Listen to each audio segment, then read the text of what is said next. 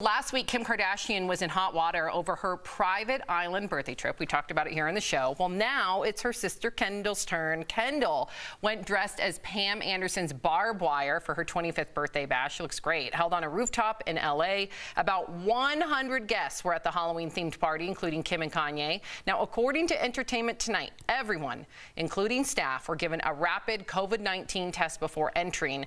And look at the reaction of this server when Kendall blew out her candles. Yep. Okay, so Tori, was this irresponsible, or in your opinion, did she take enough precautions?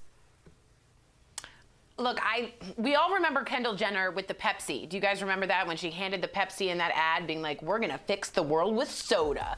That was a big blow. Do I think this is as big? No. But I think it's a big miss because Khloe Kardashian, there she is with the Pepsi. I think Khloe Kardashian tested positive, as we learned from Keeping Up with the Kardashians. And that image, it doesn't matter whether they had the COVID test, the image of Kendall blowing and the waiter moving away is so showing the two sides. Someone has to worry about their job, someone is wearing a mask and being responsible, and she is so rich and over it that she doesn't have to. It's a bad look. It's a bad optic. Tori, I'll just say this to a larger point. I think that somebody like myself, I haven't seen my mother in 2020.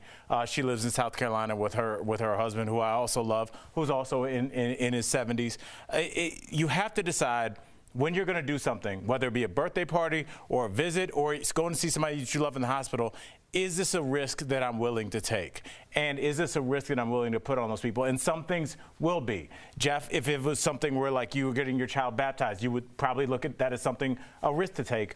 A party, maybe not for Jeff, but a party for them that is on social media, that is their entire business model, maybe that's an assumed risk that's worth it for them. So I think it's up to the individual whether this risk is worth it. And for the people attending, is it worth it for them to be seen at that party? And I'm sure it is. Yeah, listen, they took the precautions they needed to take, just to go on the other side of the fence here.